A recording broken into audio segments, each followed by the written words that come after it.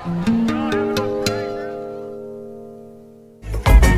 all my life, I've been misunderstood. You can learn a thing or two if you're open-minded and you believe that every human being, there's some good. If you really give them a chance, there is some, that's me. Yeah. Inside that person, there's some good. So I love people. I'm very unconventional. Never ever judge a book by its cover. I'm very passionate about life. I'm very outgoing. I'm very carefree. Nice piece of artwork. Hi, welcome to Magriza Made Me Cook. My name is Prince Sivala. So today on the show, we want to spend some time with Tendai. We're here by her shop, Ascot Business Center in the city of Bulawayo. So we're going to discuss a range of things and to learn most importantly how she balances family, business and school, and also talk about her love for Amacimbi. So also going to spend some time in the gym to see her fitness workout and to learn a lot of stuff. If it's your first time here on the channel, please click on the subscribe button. But anyway, welcome to MMMC. Tendai, hi. Hi, Prince. How are you? I'm awesome. How are you? I'm good. Welcome to the show. Welcome to the show. Thank you for having me here. Tell us more about yourself. Okay. Okay, a summary of myself. Yeah. Wow. You know what? I'm very passionate about life. I'm very outgoing. I'm very carefree. And I love people. Mm-hmm. I always believe that, in every single person that you meet, there is some good. If you just take a minute to get to know them. There is no person who's a write-off, so I don't really judge people when I see them. Whether you've got tattoos and piercings from here to kingdom come, I always believe that behind those tattoos or inside that person, there's some good. So I love people. Okay. That's why I guess I'm in this business, because I love people. Exactly. Okay. Talking on the issue of stereotypes, how do we go over stereotypes, obviously negative stereotypes that are there in society? No, you must just give everybody a chance, get to know them. Before you conclude that a person is like this, like this, like this, have you spoken to them? Don't go by what people say or what's the norm. Like where you just label everybody. Say, for example, you see, let's just use tattoos. Somebody tattoos or piercings. Already you think that person is radical. Maybe it's art. Yeah, it's a way of expressing themselves, or exactly. They believe, but we are quick to judge. Especially also with people with dreadlocks. Exactly. You see them ngabantu bembanje or stuff like that. Yeah. Well, let's talk about what you spoke about passion. Yeah. Passion for life. Passion for life. You know what? Explain further, didn't I? You know what? When I say passion for life, you hardly find me very down or demotivated. I always believe that there is something good in every situation. There's always a silver lining around every dark cloud. And you know what? I always feel that as long as the sun is shining and there's tomorrow, things can change. Exactly, so it's very hard for you to find me bogged down. You can ask my girls. I've never come to work like I'm always bubbly and loud and noisy. The minute I walk in here, I'm putting the volume up here, music, I'm opening the doors. And they know I'm here, I'm making noise. She's here. I mean, I could show you my phone. I have a message from a customer that I last saw last year in February. She's in Harare, this customer. Her name is Temi. And she was saying to me, Tendai, I miss coming to your shop because you are so bubbly. Yeah, so alive, so energetic. So alive. Jovial. You are jovial. There's just this positive energy in your shop. And I'm like, wow, it doesn't take much. Just be a happy person. Yeah, exactly. Let's talk about family. Family. Yeah. Does your family keep you alive? Oh my goodness, I'm the life of the party. So my kids have no choice but to join the party. When those parties, now you clown, you're the one wearing they have no choice. Unfortunately, they are my byproduct. So my kids are exactly like me. They are full of life. My son says the dumbest things. You'd be like, but this boy really, he's like a joker. Without knowing he's being funny. But I think, and my daughter, everybody always says, like when Chloe is around, she's just so bubbly, she's energetic. I like that about my kids. Yeah. Then on the issue of academics, let's go to books now. Studying at Lupane State University. Yes. Tell us more about your program. Okay, I'm studying a program called entrepreneurship. It's really about entrepreneurship and business management. I'm in my final year, so nice. I'll be graduating this year around October. Yippee, yippee, yay! Invite us. I'll invite you. Yeah. No, you all are throwing me a party. Oh, yeah. But we'll cook some traditional food for you. Yes, please. Just bring in some Amacimbi or some biltong and Sadza. I'll be a happy bunny. Okay. Studying is not easy. Sometimes I ask myself, why did I even, take this path? I bit more than I could chew. Now I can't swallow the stuff, because juggling work, school, assignments, and home. Trust me, it's not easy. I try to to take off some of this pressure from my shoulders where I can. Okay. At home, I have people that help. That's nice. Like my husband, he'll deal with the homework with my son. I hardly do homework so that he can free up my time. Okay. Then I have a helper who does all the cooking and everything because we close the shop here at 6 o'clock. Now imagine I'm rushing home to go and cook and all those things there. So at least he's very supportive. It's nice. I know there are some men who would be like, I don't eat food cooked by a maid.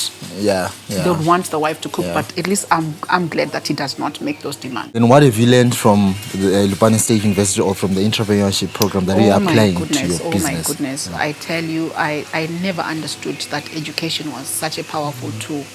I'm telling you, sometimes you don't know what you are missing until you embark on something. So for me, I thought I was okay, because even if people ask me, why did you bother going to school? You're doing well. I mean, I'm not doing well, but we've survived 7 years in business.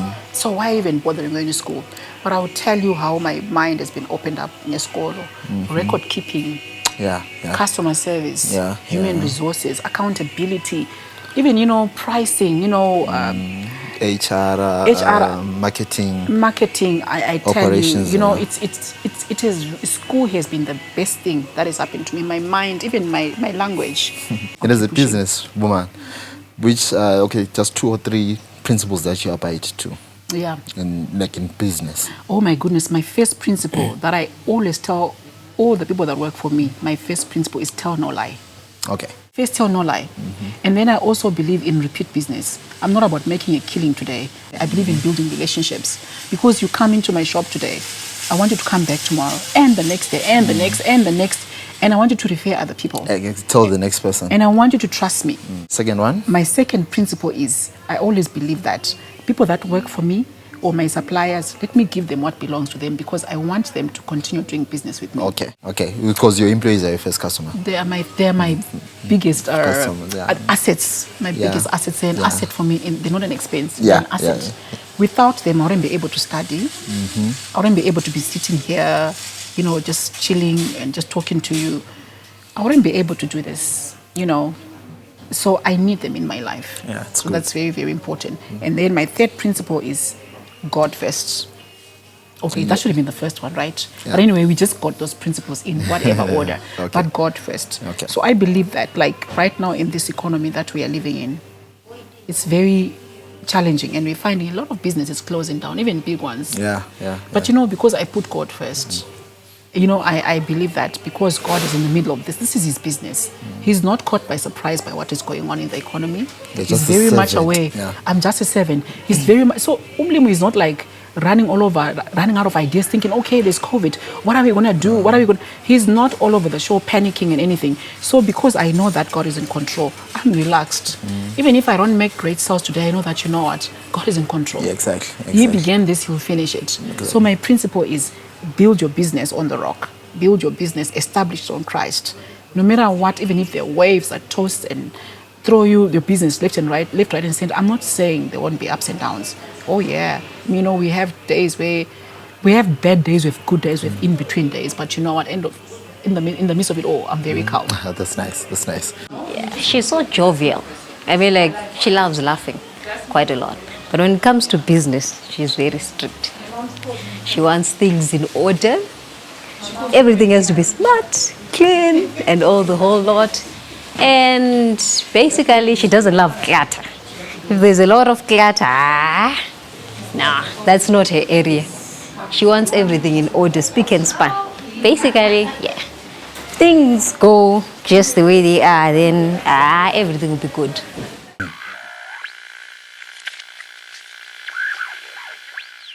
So Tendai, please guide us through your business model, or what your business offers. Okay, so my shop, right, it's called Glow Home and Beauty. Okay. Right. The Glow Home and Beauty concept came about because I was trying to, start a business where you can find perfect gifts for every occasion. So initially I was going to call it Glow Gift Shop. Then I thought, I'll only limit my clientele to those looking for a gift. So I thought, okay, let me make it a home and beauty shop. Okay. Which if you're looking for a present, whether it's for a birthday, or it's a wedding, or it's any time, or something for yourself, it's the perfect go-to place. So we sell all sorts. But we are all about quality.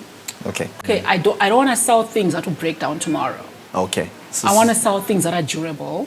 I also try to be a bit exclusive. It's a bit difficult, but I try to spot those little pieces that are a bit exclusive. Okay. Because I mean, you know, there's a general look out there. I don't want the general. I told you I'm unconventional. Yeah. Coach, good morning. How are you? I'm okay. Very good. Coach, can you guide us through Tendai's training today? Basically, we're focusing more on the legs and the core. Okay, so the first exercise we did was the squats with the calf raises. Then the second one was the squat with the shoulder military press. Yes. Okay, and we were doing the tummies and the burpees. And the burpees. Yes. The legendary burpees. You guys did so well. No, Okay. you always work very hard. Okay. So it was a very good workout. Okay, thank you, Coach. Yes. How is the character here at the gym?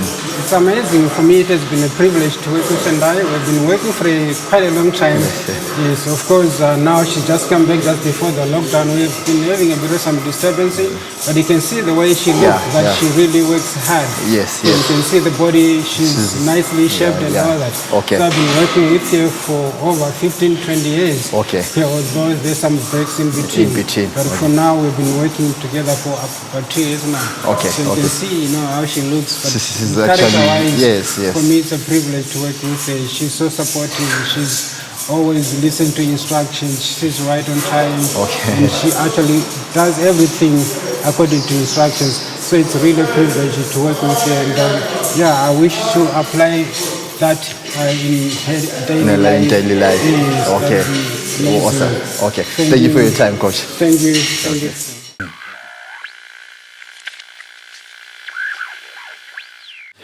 Okay, let's talk about food. You know, our show is mostly on, it's about traditional food. Yes. So what's your favorite traditional food, Tendai? I love Sadza and Macimbi. I love Sadza, actually. I just love Sadza. I can eat Sadza in the morning, Sadza in the afternoon, Sadza in the evening. Why? Just, you like grew up loving Sadza or? No, just... I think when I was pregnant with my son, I think I love Sadza. I think, I don't know, I can't explain. I think it's just one of those things. But no one else in my household is a big Sadza eater. Okay. So usually when they're eating whatever they're eating, I'll be cooking Sadza for me and my dogs. That's small pot. No, for me, when I'm saying when I'm cooking Sadza for the dogs, I'll be like, make sure you cook that Sadza for the dogs proper, because I'm eating from that pot as well. Okay. Yeah. 2 in 1. 2 in 1. Okay. So I love my Sadza, whether it's Sadza and Malusu or it's Sadza and I love Mfushwa, I love Macimbi, I love biltong. I guess the thing with me is I'm very creative. Okay. So if I'm going to also eat, on the dishes also, if I'm going to eat any that's not Sadza, it's got to be creative. I can't eat just ordinary cooked rice. I don't enjoy it. Okay. It's got to be done something amazing. I can't just eat spaghetti. I will not enjoy it.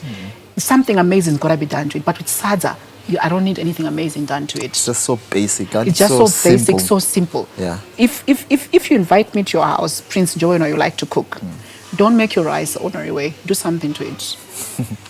Like toss it up in the air and it just freezes in. When you come in, you can see the rice. Do something amazing, because I'm creative. I'm not. I like things that are exciting and out of the norm. So even if it means you're going to not garnish, like maybe cook your rice with your with your corn or with your peas or with carrots mixed together, not just. Then I'll enjoy that rice. Or maybe if it's basmati, there's got to be something different. Okay. But with the Sadza, I can simplicity is the ultimate sophistication. Huh? Yeah. Okay. Any emotional attachments to those dishes that you mentioned, or growing up? I cannot think of any, like reason why I like. I don't know. I honestly. It's just natural. Mfushwa. I like mfushwa. It's nice, huh? I love mfushwa. Not with peanut butter. Just plain. Just with oil and tomato and onion. I love whether Dumba or it's lude. I love it, but not chomole or yeah, cabbage. exactly. I don't like chomole. If it's lude or it's for the one for Dumba. Yes, I love. So anyone coming from Eka, I always say, please bring me those. And they find it so strange because they're like, you type in lude, and I'm like, I love it.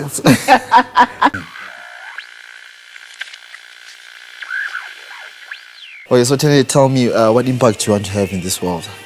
You know what? I want to tell women that they should never wait. Yes, it's good to have a husband who supports you and looks after you and stuff like that. But women should learn to empower themselves, because you know what, Prince? You can be, exactly. you know, and then your quality of life is compromised because as a woman you're not empowered. You have to start from zero now. You start from zero. If your kids were going to a private school, they were used to a certain standard of life, quality of life. Now suddenly, because the breadwinner is gone, I have seen so many of those scenarios. So I want women to know that, you know what, you can be, you can still have a husband to support you, but don't be dependent on him fully. You should be able to also carry on with life, because life does happen. If you go first, then your husband will carry on looking after your kids. But what if your husband goes first? Which is normally, strangely, what happens. Yeah, because so many men actually... I don't know how come, but you know, there's so many women out there who have been left now wondering, where do I start? No education, they've never been in business, all they know is to be a housewife. Now you've got 4 mouths to feed, what do you do? So I always try and talk to them and say, you know what, find something. And you know what, I believe that we all have some God-given talent. So I always say to everyone that that talent that you've got, that God gave you, that's where your money lies. For me, it's people, it's talking. So this is where my money lies. But what are you good at? That thing that you are good at, God gave you that gift so that you are able to sustain yourself in any living. The sort of the purpose that God... He didn't just give you that talent, which you're a good writer, whatever. Poet, that gift you've got is supposed to bring you before kings and queens, and that gift you've got is supposed to help you earn an income so that you can, you know, create wealth for yourself from that gift. And then women also, get out there, do something, sell something, you know, just do something. Find the thing that you really love to do, because the thing you love to do, you are a natural. You sort of flow. Like don't think. You don't think about it. You don't have to scratch your head, how do I do it? Because you are a natural. It's your God-given talent. Look for your talents. What are you good at? Maybe it's writing, maybe it's making business plans, then become a consultant from home. Maybe it's accounting, you can be doing your books while you're home as a housewife. Or maybe you can be doing some kind of online business, or maybe teaching English online. Or cooking. Or cooking, you know. Training, you don't, exactly. IT, Exactly. Find something that you can do, but don't just sit and waste away. You have those talents and gifts that God gave you. Make use of them to look after yourself and your family, and also to contribute towards, you know, your own self-worth. You know, it's nice when you are bringing something to the table. It's nice, huh? It's nice. when I get my $5 like month, I'm like, yeah, I can do my nails without asking for fun. But I think you've summarized it all. But there's like young women who are watching, who want to follow the same path of studying, family, and running a business. What can you offer? What can you tell them? I can only say, guys, it's not easy. If you don't have discipline and you're not determined, you will fall along the wayside. There's many who start these things and then they give up, because trust me, in business, you come across many challenges. But it's about tenacity, it's about your character. Are you a go-getter, or if things, you know, bring you down, do you throw in the towel and you give up? Because trust me, we can be seated here right now. Doesn't mean that everything is nice and smooth, but if you remain focused and clear-minded, you'll be able to come up with a solution. Business is a challenge. Schooling is a challenge. Marriage is a challenge. Being a mother is a challenge. All these things that I find myself in, all these 4, are a huge challenge. But guess what? It doesn't mean that if the challenge is not doable. Exactly. So to all the young women out there, and you're aspiring and you're saying, I want to be a successful businesswoman.